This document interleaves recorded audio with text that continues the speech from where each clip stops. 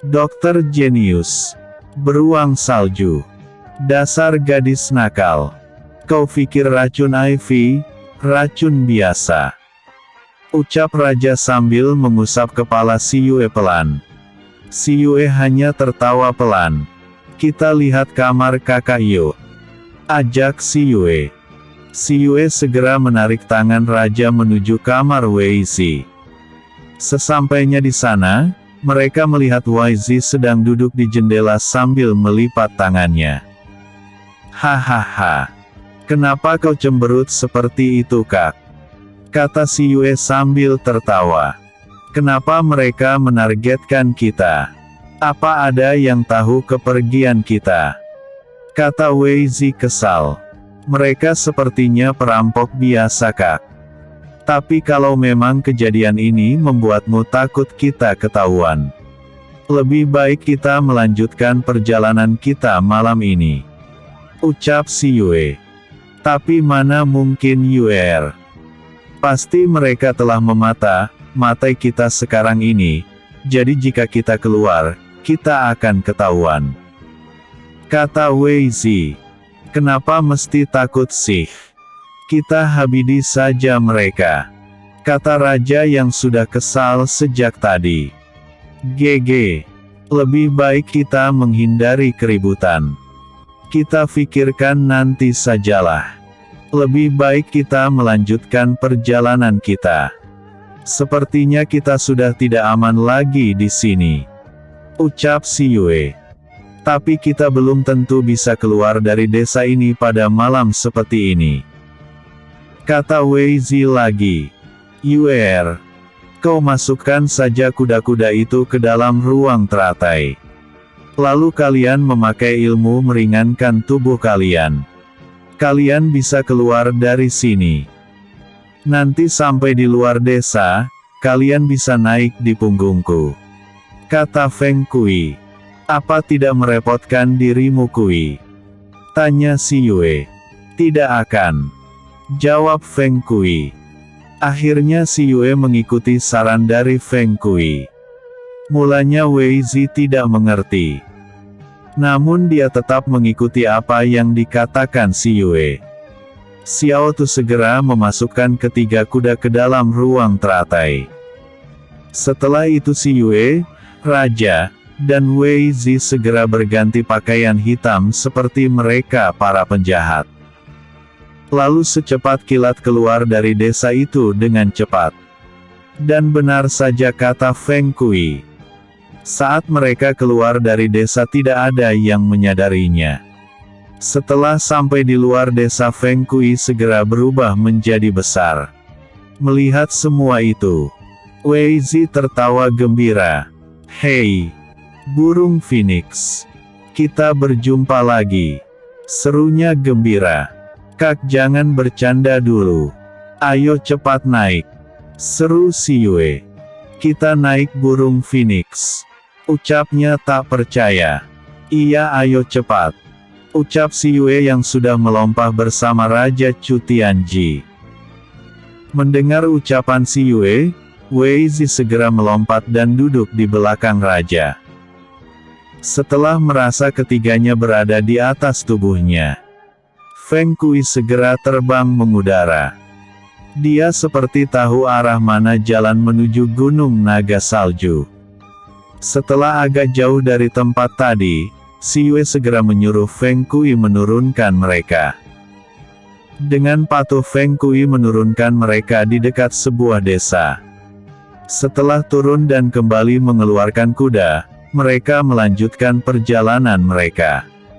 Saat melalui sebuah desa, mereka menyempatkan diri untuk membeli makanan. Seperti pada desa-desa yang mereka lalui, setiap melihat kuda yang mereka miliki mereka akan menjadi pusat perhatian semua orang apalagi ketampanan sang pemilik. Tak terasa hampir satu bukan sudah mereka menempuh perjalanan, segala rintangan mereka hadapi. Kini mereka telah melihat Gunung Naga Salju yang terlihat dari jauh putih bercahaya. Cuaca di sekitar gunung terlihat berkabut hingga terasa dingin menusuk. Melihat itu raja berkata, "Sayang, kalau kau memiliki baju hangat pakailah, hawa sudah mulai dingin," ucap raja saat mereka beristirahat sebentar. Si Yue teringat kalau di ruang ganti istananya dia memiliki baju hangat tebal. "Sebentar GG," ucap si Yue. Tanpa setahu Wei Zi, si Yue masuk ke dalam ruang teratainya dengan cepat. Setelah mengambil 3 baju tebal, si Yue segera kembali di dekat sang raja. Wei Zi yang memperhatikan gunung naga salju tidak menyadarinya. Si Yue segera memberikan baju tebal pada raja dan juga Wei Zi. "Dari mana kau mendapatkan baju ini Yuer?" tanya Wei Zi. "Di cincin ruangku," jawab si Yue. Sedangkan raja sibuk membantu si Yue menggunakan baju hangat itu. Walau sebenarnya si Yue bisa menggunakan sendiri. Setelah beristirahat sebentar, mereka melanjutkan perjalanan. Beberapa waktu kemudian, mereka telah sampai di kaki Gunung Naga Salju. Udara dingin sangat menusuk kulit dan tulang.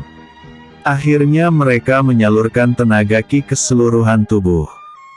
Namun tiba-tiba Xiao Tu berkata, "Yu Yue, Little Missy memaksa ingin keluar," ucap Xiao Tu. "Baik, bawa dia keluar," ucap si Yue.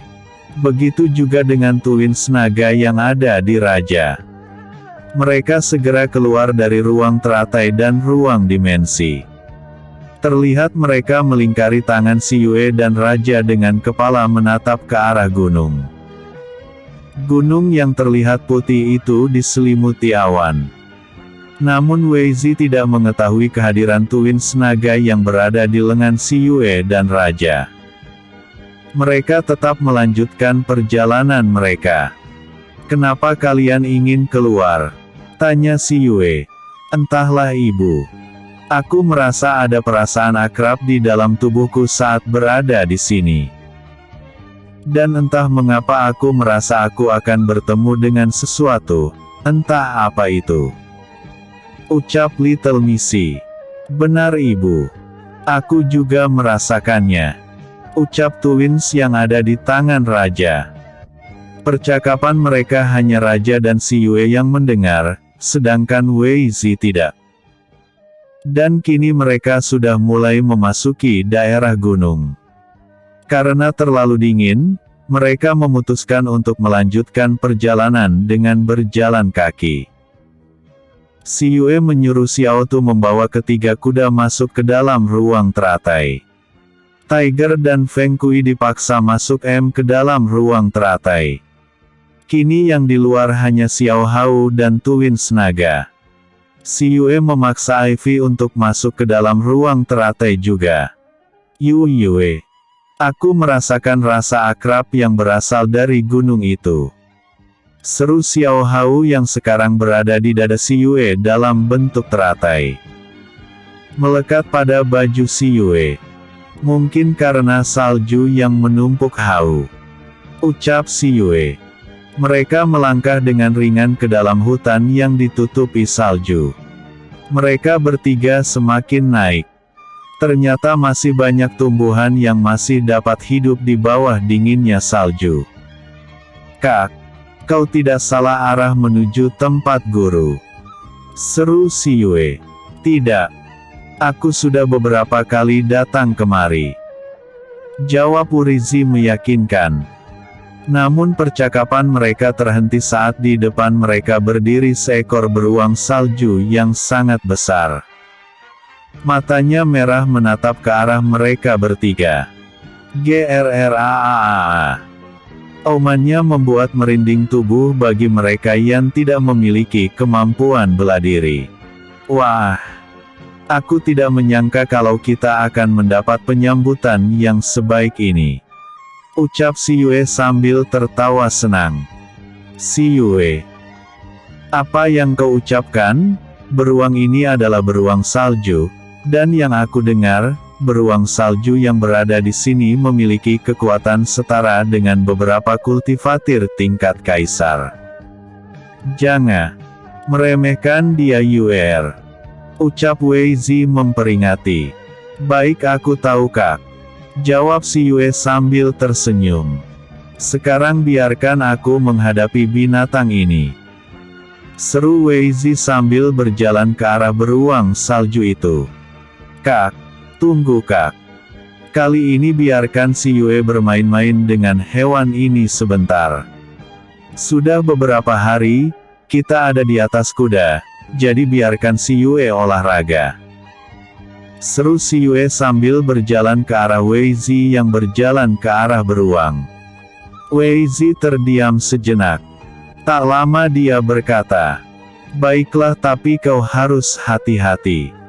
Dia sangat berbahaya, ucap Wei Zi lagi. Terima kasih Kak. Tenang saja, aku akan hati-hati, ucap si Yue. Raja yang tahu niat sang kekasih hanya bisa tersenyum. Hati-hati sayang. Sepertinya dia agak ganas, ucap Raja sambil membelai kepala si Yue. Jangan khawatir Tians, ucap si Yue. Dia segera berjalan mendekati beruang salju itu yang terlihat sangat marah. Namun setelah dekat, si Yue kaget. Wajah beruang itu seperti menahan rasa sakit. Dia memperhatikan beruang yang siap bertempur itu. Graaau. Ggrrraa. Terdengar teriakan beruang itu kembali. Tunggu. Tunggu. Sepertinya kau terluka, tanya si Yue sambil mengangkat tangannya. Tanda damai. Semoga dia mengerti batin si Yue. Grau. Kembali beruang itu berteriak marah dan siap menyerang si Yue dengan kekuatannya. Hei, jangan marah. Aku tidak akan menyakitimu. Bukankah kau terluka? Tenanglah. Aku akan mencoba menolongmu, kau tenang ya, ucap si Yue dengan lembut. Beruang salju terlihat agak melunak. Nah, begitu. Kau tenang ya. Sekarang kau diam dan duduk, ucap si Yue lembut. Dan tak lama terlibat beruang semakin sabar. Dia menatap si Yue dengan tatapan rumit. Baik. Aku akan melihat lukamu. Kau terluka kan? Dan sekarang duduklah. Bagus. Duduk. Duduk dengan baik ya, ucap si Yue sambil mendekat. Yuer, hati-hati, seru Wei Zi dan Raja hampir bersamaan. Si Yue tidak memperdulikan ucapan kedua pria itu. Dia mendekat dan sambil mengusap tubuh beruang dengan lembut. Baik, sekarang biarkan aku melihat lukamu, ucap si Yue. Si Yue segera berjalan mendekat, dan dia mulai memegang tangan beruang itu untuk memeriksa. Sepertinya beruntung itu mengerti. Dia diam saja. Cek. Ternyata kau terkena racun juga. Siapa yang tega melukaimu? Ucap si Yue dengan lembut. Dia lalu berjalan ke belakang tubuh beruang itu. Dan benar saja, punggung beruang itu terluka sangat lebar dan mengeluarkan banyak darah. Sepertinya sebilah pedang telah merobek punggungnya. Dengan lembut si Yue mengusap bahu si beruang. Kau diam saja ya. Jangan banyak bergerak. Lukamu cukup parah dan sepertinya seseorang telah sengaja melukaimu. Tapi sepertinya tempat ini tidak baik untuk mengobatimu. Kau punya tempat tinggal? Tanya si Yue. Graaau. Ucapnya. Baik. Kau bawa aku ke tempatmu, kita akan mengobatimu di sana, ucap si Yue.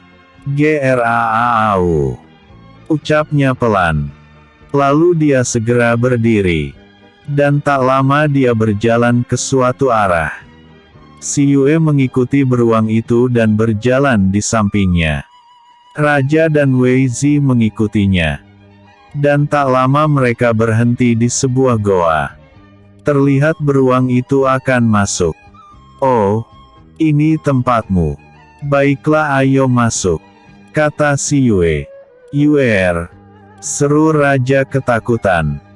"Gege, jangan cemas, aku akan mengobati beruang ini," ucap si Yue. "Tapi Yuer," ucapnya dengan raut wajah ketakutan. "Baiklah, Gege bisa masuk bersamaku, dan kau kakak. Tolong tunggulah di sini. Tolong jangan sampai ada orang yang mengganggu kami. Aku akan menolong beruang ini dulu," ucap si Yue. "Baik, pergilah," ucap Wei Zi. Si Yue segera masuk ke dalam goa, raja mengikutinya. Namun saat raja ikut, beruang itu menggeram. "Jangan takut. Dia kakakku, dia tidak akan menyakitimu," ucap si Yue sambil tersenyum lembut. Beruang pun melangkah masuk walaupun dia masih menatap raja dengan curiga. Sesampainya di dalam, si Yue menyuruh beruang berbaring telungkup. Dan dengan patuh beruang itu mengikuti perintah si Yue. Si Yue mulai membersihkan luka beruang dengan air suci. Lalu mengeluarkan jarum akupunturnya. Dan mulai bekerja dengan jarum itu. Raja hanya melihat semua yang dilakukan si Yue dengan wajah cemas. Dan tak lama terlihat jari tangan si Yue mulai bergetar. Bersamaan dengan itu, jarum di tubuh beruang bergetar pula. Cukup lama si Yue melakukannya.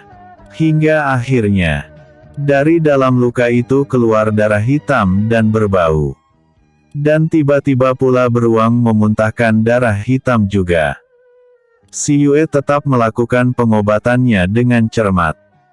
Setelah agak lama darah yang keluar dari tubuh beruang itu berubah merah cerah. Si Yue segera mengakhiri pengobatannya. Dan mencabut kembali jarum dari tubuh beruang. Terlihat darah yang mengalir pun berhenti. Si Yue menyuruh beruang duduk. Dia memberikan pil penyembuh khusus hewan.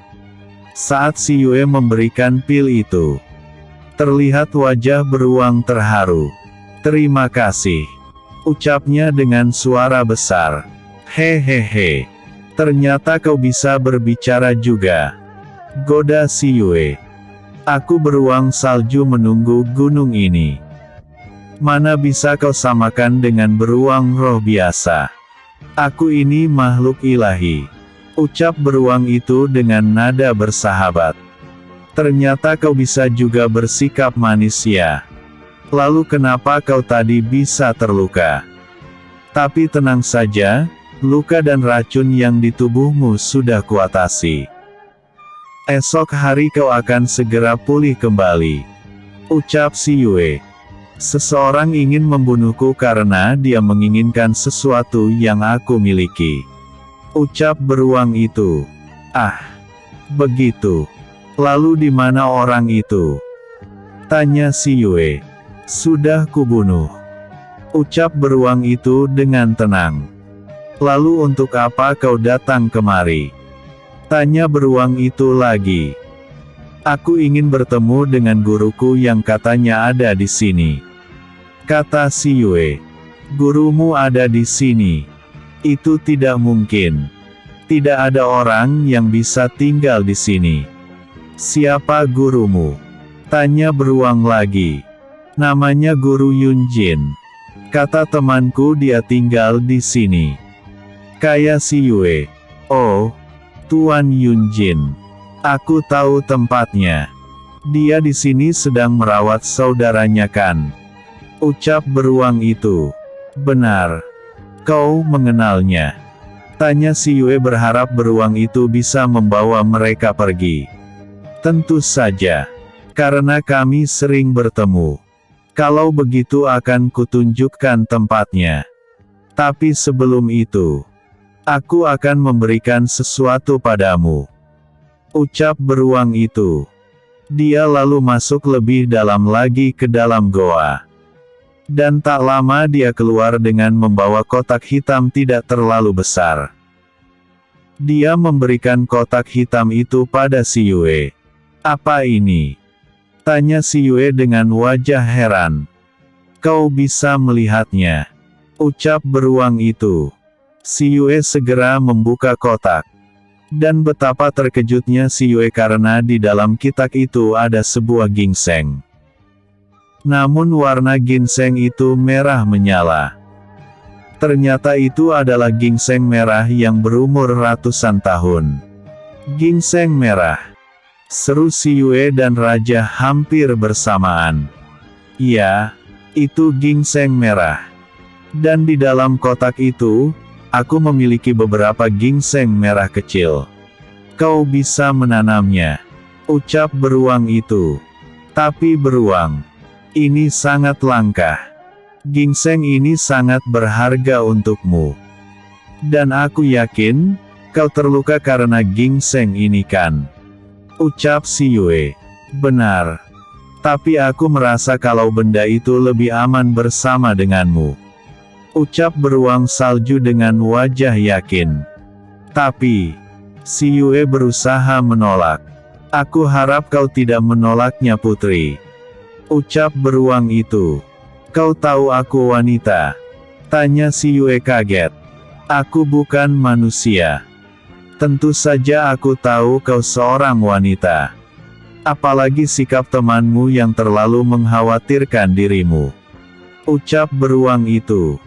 "Baiklah, akan aku terima barang ini." "Aku ucapkan terima kasih," kata si Yue sambil memberikan kotak itu pada Xiao Tu yang memang si Yue panggil. Melihat Xiao Tu beruang itu kaget. "Kelinci darah," serunya kaget. "Kau mengenal kelinciku?" kata si Yue. "Tunggu. Apakah kau gadis darah Phoenix?" seru beruang itu dengan wajah kaget. "Dari mana kau tahu itu?" ucap si Yue dengan wajah heran. Begitu juga dengan raja. Tiba-tiba beruang itu bersujud di depan si Yue. "Yang mulia, maafkan hamba. Maafkan hamba yang tidak mengenali yang mulia," seru beruang itu sambil sujud dan menangis. "Hei, apa-apaan kau ini? Bangun. Ayo bangun," seru si Yue dengan wajah heran. "Tidak yang mulia. Hamba tidak akan bangun sebelum yang mulia memaafkan hamba," ucap beruang itu sambil memukulkan kepalanya ke tanah. Iya, aku memaafkan kamu, lalu siapa kau ini?" tanya si Yue dengan wajah heran. Beruang itu segera berdiri. Dan dia segera berkata, "Hamba adalah pelayan yang mulia. Seperti juga kelinci darah. Dan lotus putih," ucap beruang itu. "Xiao Tu, kau mengenal dia?" tanya si Yue pada Xiao Tu yang terlihat menatap beruang dengan cemooh. "Cih, dasar bodoh. Begitu saja kau tidak bisa mengenal majikanmu, kau tadi hampir menyerang Yue." "Memalukan," ucap Xiao Tu dengan wajah kesal. Maafkan hamba putri. Ampunkan hamba yang bodoh ini," ucap beruang kembali bersujud meminta maaf. Sudah tidak masalah. Berdirilah," ucap si Yue. "Jadi kau mengenalnya Xiao Tu?" tanya si Yue lagi. "Tentu saja Yue, kami mengenalnya," ucap Xiao Hua yang tiba-tiba sudah berdiri bersama Xiao Tu. "Lalu kenapa kalian diam saja?" tanya si Yue. "Aku kesal padanya Yue. Apakah dia tidak bisa mencium darah Phoenixmu? Beraninya dia tadi ingin menyerangmu," kata Xiao Tu marah. "Xiao Tu, mungkin dia tadi karena terluka, jadi indera penciumannya terganggu," kata si Yue kembut. "Benar," kata putri. Aku terluka hingga tidak bisa mencium Farah Phoenix Putri. Ucap beruang salju membela diri. Ya sudah, apakah sekarang kau akan tetap tinggal di sini? Kata si Yue. Mana mungkin Putri.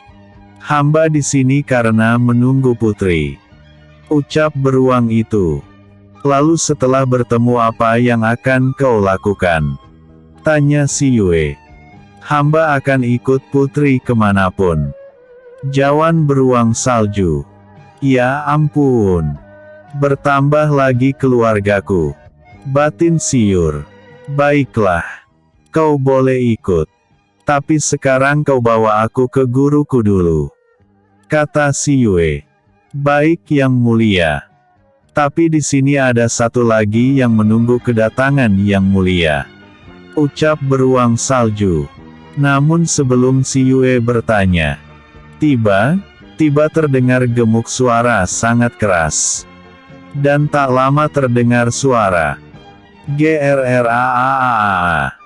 PUTRI. PUTRI. Kau datang. Kau sudah datang. Seruan keras terdengar memecah udara dingin di gunung salju itu. Semua itu membuat si Yue, Raja dan Wei Zi yang tadi berada di luar kaget bukan main. Wei Zi segera masuk ke dalam goa. Soal di sini dulu ya. Aku lanjut besok lagi. Jangan lupa like, vote, dan komennya, aku tunggu. Bersambung. Episode sebelumnya. Perjalanan menuju Gunung Naga Salju. Episode berikutnya. Menyembuhkan ayah. Menyembuhkan ayah. GRRAAA. PUTRI. Kau datang.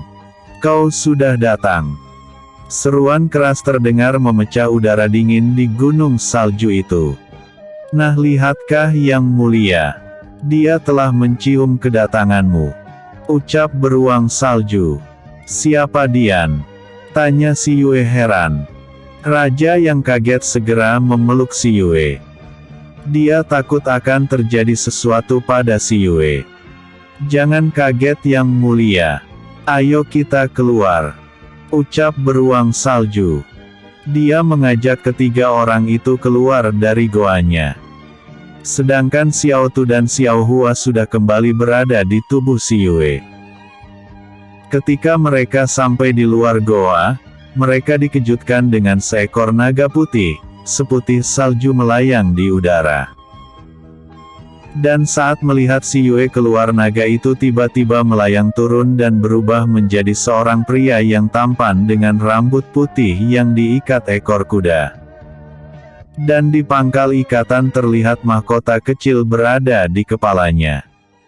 Dia memakai baju putih bersulam benang emas bergambar naga di dada kirinya. Pria itu berdiri di depan si Yue dan berucap, "Yang mulia, kaukah itu?" Ucapnya dengan wajah gembira. "Siapa kau?" Tanya si Yue heran. "Salam yang mulia. Hamba Liong Bei, pengawal yang mulia, memberi salam." Ucap pria itu. "Pengawal? Maksud kalian? Kalian ini pengawal gadis darah Phoenix?" Tanya si Yue. "Benar yang mulia." Ucap mereka berdua bersama-sama. Xiao Tu dan Xiao Hua melompat turun ke bawah dan menyapa pria itu. "Liong, apa kabar?" seru Xiao Hua yang sudah berubah menjadi pria remaja dan memeluk pria itu. Begitu juga dengan Xiao Tu. "Kalian sudah bersama Putri?" tanya Liang Bei. "Putri menemukan diriku," ucap Lotus Putih. "Dan aku menjaga ruang teratai," jawab Xiao Tu. "Jadi kalian adalah penjaga atau pengawal gadis darah Phoenix?" tanya si Yue. "Benar Putri," jawab mereka serempak. "Lalu kenapa Xiao Tu tidak mengatakan padaku?" tanya si Yue. "Aku takut kami tidak bisa bertemu Yue," jawab Xiao Tu sambil menunduk. Seperti pemilik sebelum dirimu. Dia seorang pria dan sampai ajal menjemput, kami tidak bisa bertemu dengan mereka berdua. Malah teratai putih, merah dan hitam dicuri penjahat. Jawab Xiao Tu. Kok bisa? Tanya si Yue. Semua karena kecerobohan kami sendiri. Jawab Xiao Hua. Lalu ada berapa makhluk yang menjadi pengawal gadis darah Phoenix? Tanya si Yue. Hanya kami bertiga Yue. Cuma kalau Lotus masih ada teratai merah dan hitam entah di mana mereka sekarang. Jawab Xiao Tu. Jadi masih ada teratai merah dan hitam? Tanya si Yue. Benar Yue, jawab Xiao Tu. Ya sudah. Karena beruang telah sembuh.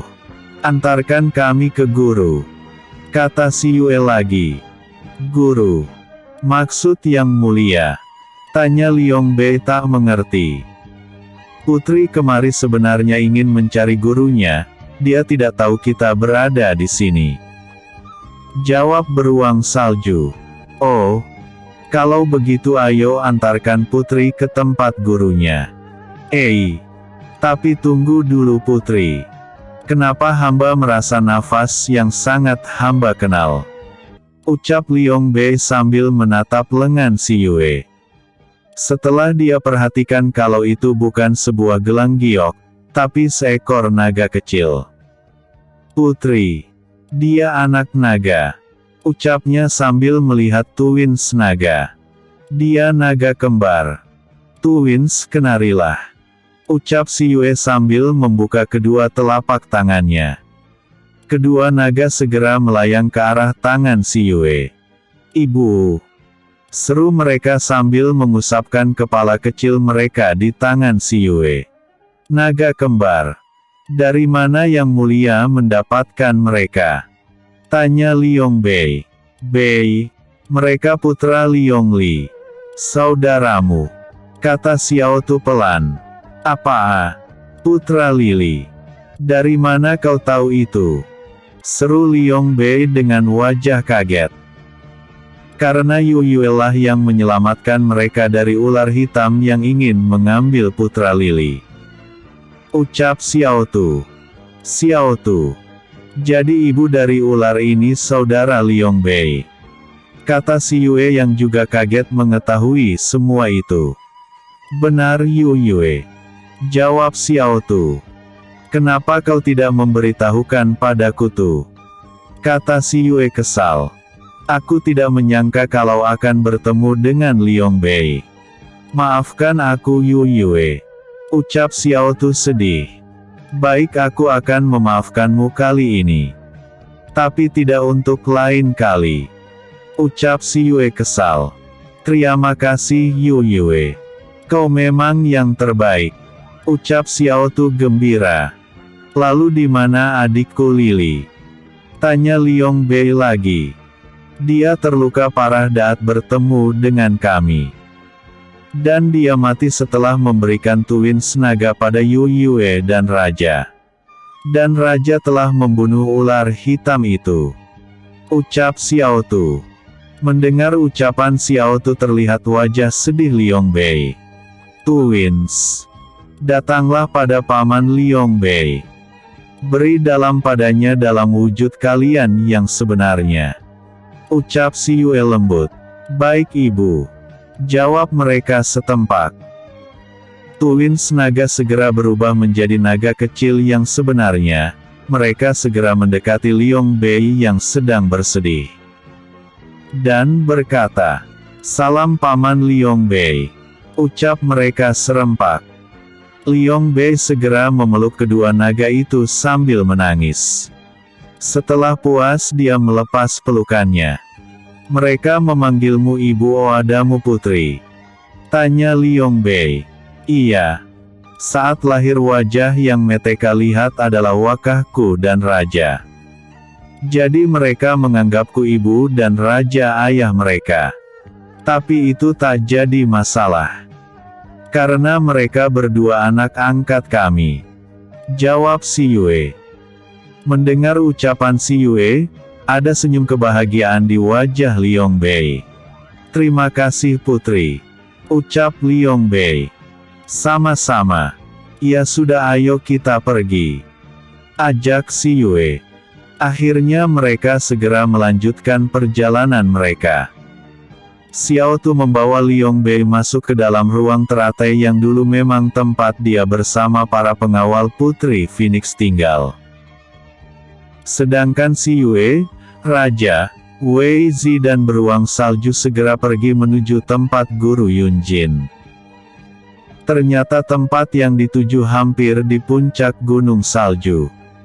Dan akhirnya mereka sampai pada sebuah goa yang terdapat di sisi sebuah tebing.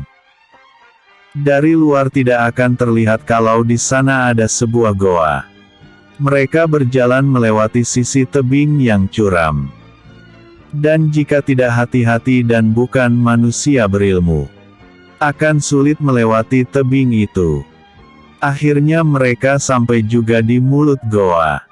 Wei Zi segera maju ke depan dan berseru, "Paman, aku Wei Zi datang," seru Wei Zi keras.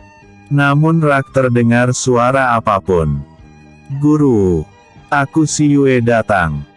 Apakah guru ada di dalam?" teriak si Yue. Teriakan si Yue menggema di dalam goa.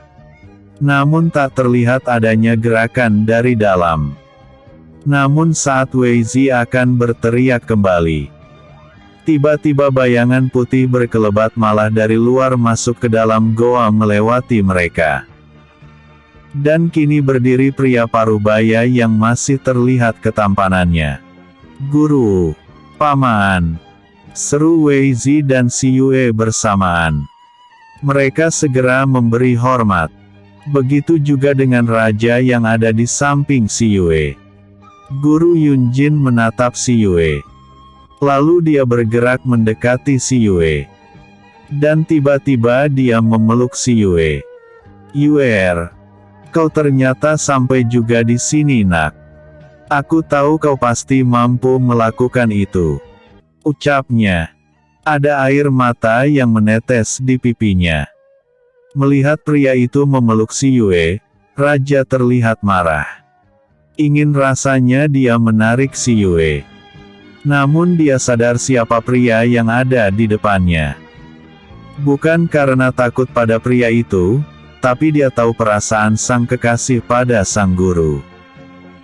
Setelah puas melepas rindu dan rasa bahagiaan, Guru Yunjin melepas pelukannya. "Kapan kau datang?" tanya Guru Yanjin. "Beberapa bulan yang lalu guru," jawab si Yue. "Lalu kau tinggal di mana?" lanjut Guru si Yue. Si Yue sekarang menjadi murid perguruan tapak dewa, dan juga Lang Putih Guru. Jawab si Yue. "Apa maksudmu? Kenapa kau jadi murid dua perguruan?" kata Guru Yunjin heran. Akhirnya si Yue menceritakan semua yang terjadi padanya hingga dia menjadi murid dari dua guru besar sekte terbesar di kerajaan Darga itu. Mendengar cerita si Yue, Guru Yunjin tertawa. Dan dia mengacak lembut rambut si Yue. "Dasar anak nakal. Bisa-bisanya kau menjadi rebutan kedua guru besar itu. Lalu siapa dia?" kata Guru Yunjin sambil menunjuk raja. "Dia kekasih si Yue paman," seru Wei Zi memberitahu. Mendengar ucapan Wei Zi, Guru Yunjin kaget. Tapi dia semakin kaget saat raja membuka topengnya. "Salam Guru Yunjin," sapa raja sambil memberi salam sejarah satria. "Yang mulia," seru Guru Yunjin kaget. Mendengar teriakan sang paman, Wei Zi juga kaget. Dia segera menatap ke arah raja. "Yang mulia Raja Chu Tianji," serunya tak kalah kaget. "Salam sejahtera dan penuh hormat yang mulia," ucap Guru Yunjin dan Wei Zi hampir bersamaan. "Loh, kau tidak tahu kalau yang bersamamu Raja Darga?" Tanya Guru Yunjin pada Wei Zi dengan heran. Tidak paman. Yang aku tahu, dia kekasih si Yue itu saja. Ucap Wei Zi dengan perasaan malu. Maaf kak. Itu semua aku lakukan karena aku menghindari kejadian yang tidak diinginkan, lagian aku takut mereka orang serakah itu akan membuat keonaran di kerajaan Darga jika tahu raja tidak ada di kerajaan. Kata si Yue sambil menatap Wei Zi meminta maaf. Mendengar ucapan si Yue, raja pun kaget. Sayang, kau lakukan semua ini karena alasan itu. Tanya raja tak percaya. Maaf GG. Aku takut jika mereka tahu kerajaan dalam keadaan kosong tanpa raja. Walaupun ada saudaramu di sana, aku takut akan ada masalah saat kau tidak ada di kerajaan. Kata si Yue lagi. Mendengar ucapan si Yue, perasaan haru mengalir di hati raja. Dan tanpa merasa malu pada Guru Yunjin, raja memeluk si Yue. Kau ini. Tindakanmu selalu membuatku kaget dan kagum sayang. Ucap raja sambil memeluk sang kekasih. Si Yue kaget melihat reaksi raja. Perasaan perbuatan itu biasa saja. Pikir si Yue. Melihat perbuatan raja di depannya. Guru Yunjin berdeham dan tersenyum. Mendengar deheman Guru Yunjin, raja tersadar dan melepas pelukannya secara perlahan. Seakan dia tak rela melepas pelukan itu. Terlihat wajah si Yue yang memerah karena malu. Maaf guru. Ucap raja dengan wajah tak bersalah. Jadi kalian berdua memiliki hubungan dekat. Kata Guru Yunjin. Bukan hanya dekat guru. Tetapi dia calon ratu kerajaan Darga. Dan Yue berjanji padaku, jika masalah keluarganya telah terungkap, dia akan menerima lamaran raja ini dan kami akan bertunangan. Ucap raja dengan nada yakin sekali. Anda sudah yakin yang mulia? Tanya Guru Yunjin. Sangat yakin guru. Jawab raja dengan cepat. Oh ya guru. Ada yang ingin si Yue tanyakan pada guru. Kata si Yue menyela pembicaraan raja dan sang guru. Aku tahu yang akan kau tanyakan padaku, tapi sebelum itu ikutlah denganku. Kata Guru Yunjin. Kemana guru? Ucap si Yue. Guru Yunjin tidak menjawab, dia hanya berjalan ke arah dalam goa. Ayo ikut. Ajak Guru Yunjin. Mereka masuk ke dalam goa. Beruang salju meminta izin untuk masuk ke dalam ruang teratai si Yue. Apakah kau bisa masuk sendiri? Tanya si Yue. Bisa putri. Karena hamba pelayan putri. Ucap beruang itu. Si Yue pun mengizinkannya. Dia lalu mengikuti Guru Yunjin masuk ke dalam goa. Mereka masuk semakin ke dalam. Dan pada ujung goa, Guru Yunjin menekan sisi samping goa. Tak lama terlihat dinding ujung goa bergeser. Dan terlihat jalan yang hanya bisa dilalui satu orang. Mereka segera masuk pergantian. Pada ujung jalan, terlihat ruangan yang tak terlalu besar. Dan di tengah ruangan terlihat ada batu giok putih setinggi lutut orang dewasa. Lebarnya sekitar 1 meter dan panjangnya hampir 2 meter. Di atas batu giok itu terlihat seorang pria paruh baya sedang tidur. Tapi wajah pria itu sangat pucat. Entah kenapa ada perasaan bergetar saat si Yue menatap wajah dari pria itu. Apalagi saat melihat kulit betangan dan kaki menghitam. Perasaan sedih dan ingin menangis tiba-tiba menyerang perasaannya. Perlahan dia mendekati tempat tidur giok itu. Dia menatap wajah yang terlihat sangat tampan walaupun terlihat pucat. Semakin dia menatap, semakin dia merasakan perasaan sedih. Dan wajah itu terlihat sangat familiar. Yue, wajah itu sangat mirip dengan wajahmu, saat kau berpakaian seperti ini. Ucap Xiao Tu yang tiba-tiba berada di bahunya. Entah kenapa tiba-tiba air matanya mengalir dengan deras. Guru, siapa pria ini? Tanya si Yue di sela tangisannya. Raja yang melihat sang kekasih menangis segera mendekat dan menggenggam tangannya dengan erat. Dia ayahmu, ucap Guru Yunjin perlahan. Apa? Seru si Yue sambil menatap pada sang guru lalu pada pria di atas batu giok putih. Dia ayahmu yang bernama Sima Yuan. Dia yang menjadi kunci dari semua pertanyaan yang akan kau tanyakan. Sayang sekali dia sudah sejak 18 tahun yang lalu seperti itu. Dia tersiksa selama itu. Ucap Guru Yunjin sambil menatap Sima Yuan. Maksud guru? Tanya si Yue. Dia menderita racun ganas. Seseorang menyerangnya dengan kekuatan hitam yang beracun. Tubuhnya hanya bisa bertahan di atas batu giok abadi.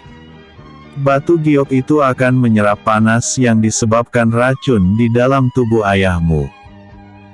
Dan sayangnya tidak ada obat yang dapat menyembuhkan racun itu.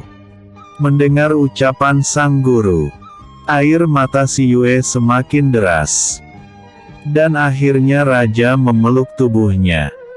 Gadis itu menangis dalam dekapan sang kekasih. Cukup lama dia menangis. Tak lama dia berucap sambil melepas pelukannya. Biarkan si Yue mencoba menyembuhkannya guru. Ucap si Yue. Kau bisa pengobatan? Tanya Guru Yunjin dengan wajah kaget. Sedikit, tapi si Yue akan mencoba menyembuhkan ayah. Semoga bisa paman. Ucap si Yue. Sekali lagi si Yue menatap sang ayah. Raja segera mengambilkan tempat duduk yang ada di sudut ruangan. Tempat duduk itu berbentuk kotak seukuran orang duduk dengan nyaman. Si Yue segera duduk dan mengeluarkan jarum peraknya yang terlihat mengkilat. Melihat jarum itu, terlihat Guru Yunjin kaget. Yue, kau bisa melakukan pengobatan teknik akupuntur? Tanya Guru Yunjin tak percaya. Begitu juga dengan Wei Zi. Dia menatap si Yue dengan wajah kagum. Iya guru. Jawab si Yue. GG, kakak. Bantu si Yue membuka baju ayah. Kata si Yue yang terlihat masih mengeluarkan air matanya. Dengan cepat Raja dan Wei Zi membuka baju ayah si Yue. Mereka hanya meninggalkan asteris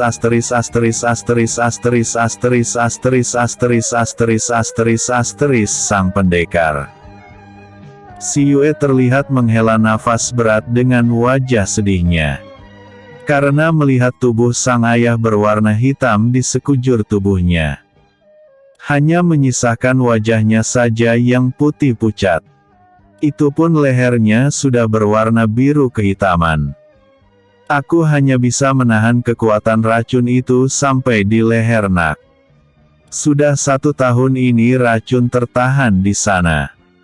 Mungkin hanya beberapa bulan lagi. Racun itu akan menjalar ke wajah ayahmu. Ucap Guru Yunjin dengan wajah terluka. Tolong bantu dengan doa agar si Yue bisa menyembuhkan ayah. Ucap si Yue dingin. Dia merasakan penderitaan sang ayah terlalu parah. Perlahan si Yue mulai konsentrasi menusukkan jarum pada titik akupuntur di tubuh sang ayah. Terlihat mulai dari ujung kaki sampai kepala, tubuh Sima Yuan penuh dengan jarum akupuntur. Setelah itu si Yue duduk lotus di atas kursi kayu. Dan dia mulai mengeluarkan tenaga dalamnya. Perlahan dengan pasti. Dari jari telunjuk si Yue keluar cahaya biru yang bercampur putih dan merah.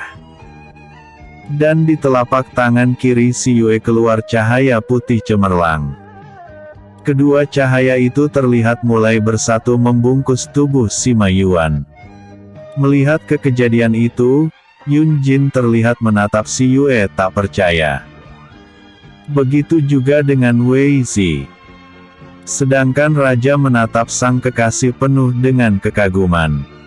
Mereka berdiri dengan wajah yang berbeda.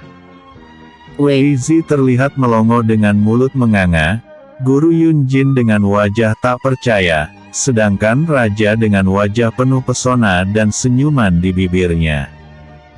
Sedangkan Si Yue sendiri terlihat penuh konsentrasi. Terlihat sekali wajahnya perlahan memucat. Si Yue bisa merasakan tekanan kuat dari racun yang menyerang sang ayah. Terlihat bulir keringat memenuhi wajah dan tubuhnya. Melihat keadaan sang kekasih Raja terlihat sangat khawatir. Melihat itu Raja berdiri di belakang Si Yue. Dia berbisik, "Sayang, jangan menolak, aku akan membantu kekuatanmu," ucapnya. Dia lalu menempelkan kedua telapak tangannya di punggung Si Yue. Dan Si Yue mulai merasakan aliran hangat masuk ke dalam tubuhnya. Dan tak lama dia merasakan kekuatan yang tadi hampir terkuras habis kini merasa ada kekuatan baru membantunya. 2 jam kemudian terlihat dari setiap tusukan jarum akupunturnya, cairan hitam keluar dari sana.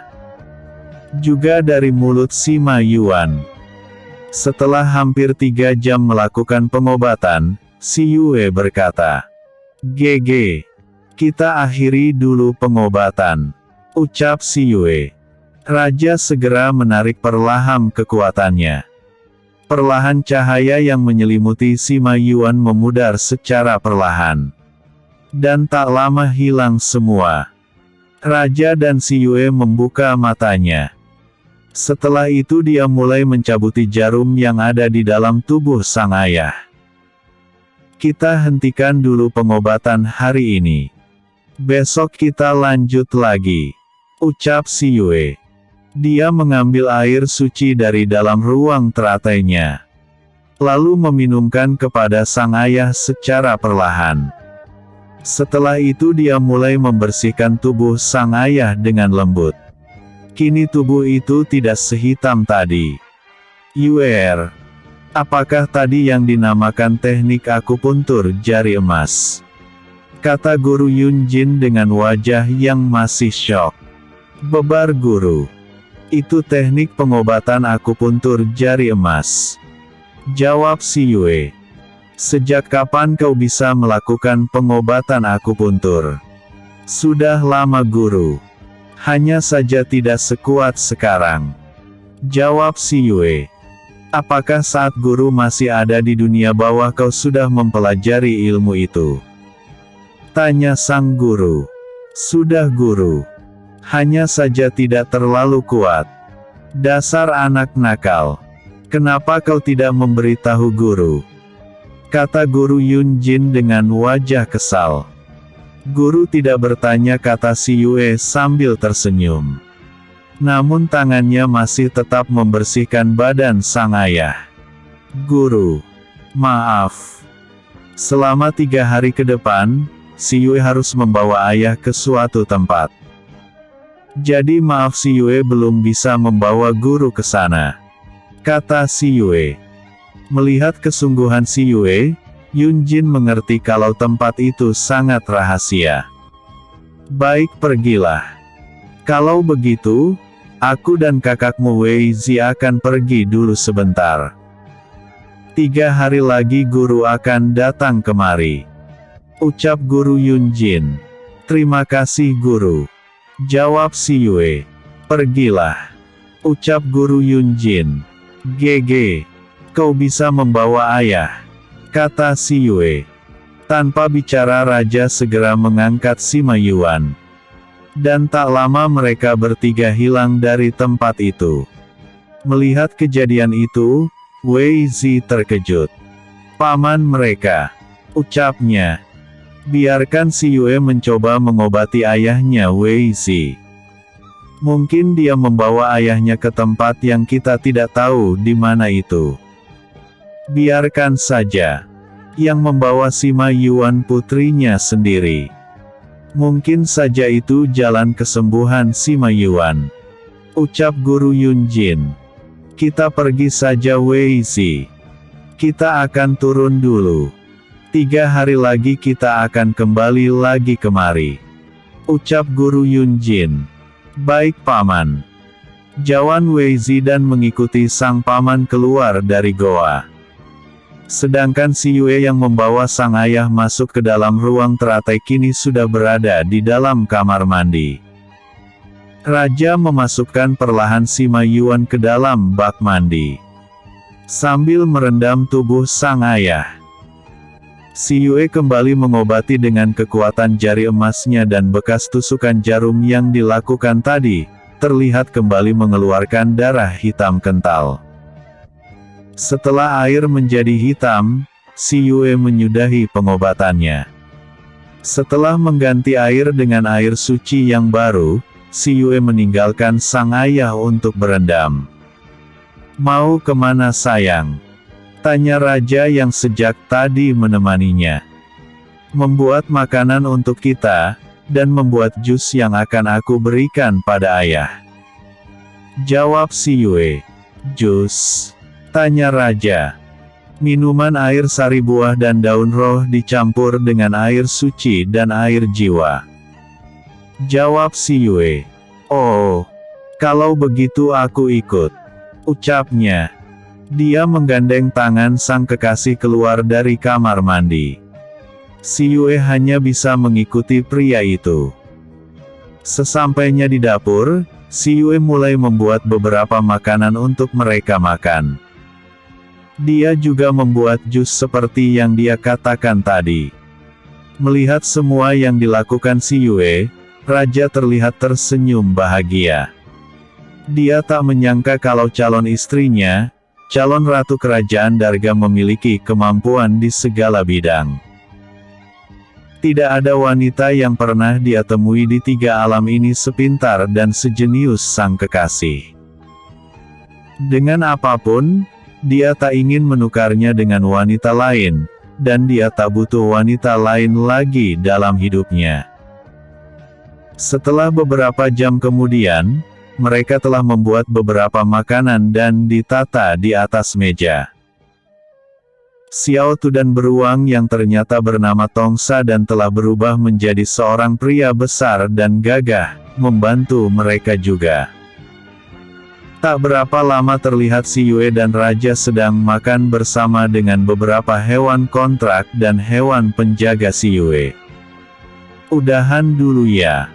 Maaf jika masih ada typo di setiap episode. Jangan lupa like, vote, dan komennya aku tunggu. Bersambung. Episode sebelumnya. Beruang salju. Episode berikutnya. Menyembuhkan ayah.